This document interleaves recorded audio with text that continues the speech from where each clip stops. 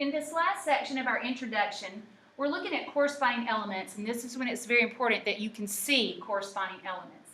And because we're stating that these corresponding elements are equal, that means that the top right is equal to the top right elements. Those two are equivalent, or those two are equal.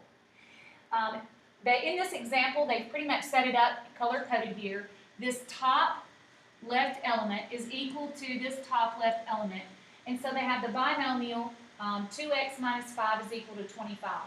Then they just simply solve for x. Add 5 to both sides, divide by 2, and they find that x is equal to 15. If you also notice, they show you that this element 4 is equal to this element 4. This element 3 is the same as this element 3. And then they bring in 3y plus 12, which is the binomial, equal to the binomial y plus 18. The row 2, column 2, both of those elements, or the bottom right element, you can kind of see it that way, are equal. And then they set those equal here, and then they just solve for y. They subtract y from both sides and get 2y. They subtract 12 from both sides and get 6. Divide both sides by 2, and they find that y is 3. So they have set up equal corresponding elements to solve for the variable. And they find their answers right here. The solutions are x equals 15 and y equals 3. Let's try a couple. Here's our corresponding elements, or our two equal matrices. They're both 2 by 2, and we set up the corresponding elements. This element x plus 8 is equal to this element 38. So I have x plus 8 is equal to 38. Then I just solve. Subtract 8 from both sides, and x is equal to 30. Then if I look at the top right elements, I have z squared is equal to 25. And I'm going to set those up. Z squared is equal to 25.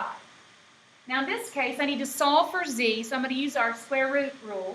And to undo a square, we take the square root of both sides. So I take the square root of z squared and the square root of 25. And what happens is that the square root and the square cancel each other, or they undo each other. And so z is equal to almost 5, but there's one thing I have to remember. When you take the square root of both sides of an equation, you have to remember that it could be the positive or the negative. We always kind of sing it, plus or minus. But it's going to be that plus or minus 5. So this particular z value will have two answers right there. So z is plus or minus 5. Then again we look, this element 3, they stay as equal to this element 3, and they're corresponding.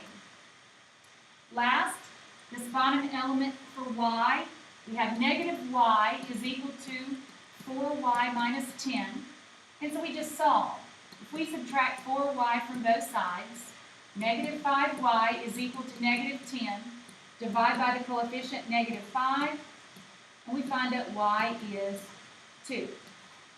So we found all of our missing values. X is 30, y is 2, and z is plus or minus 5. Do not forget that plus or minus when you take the square root of both sides.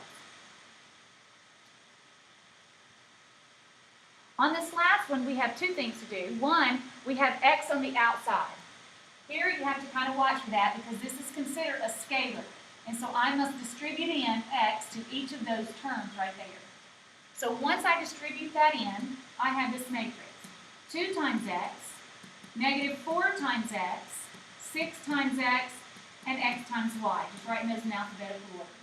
And that's equal to the same matrix, 10, negative 20, z, and 25.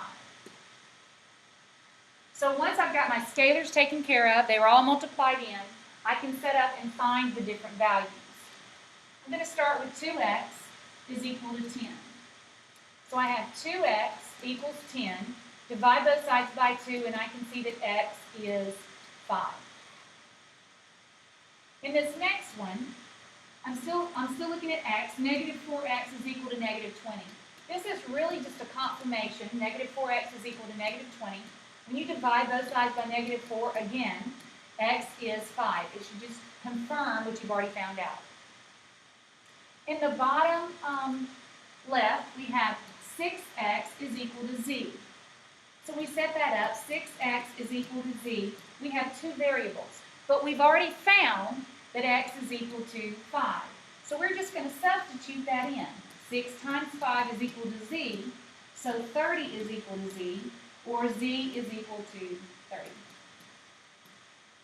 So that's our second variable that we found the value of. In this last one, we're looking at y. We have xy is equal to 25. xy is equal to 25. Again, we know that the value of x is 5.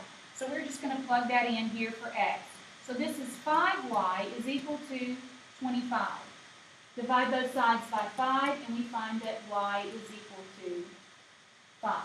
So that gives us all the values for x, y, and z. X is 5, z is 30, and y is 5. After watching all these videos, you should be able to know all the basics for matrices, how to add, subtract, scalar multiply, and name a matrix by its dimension.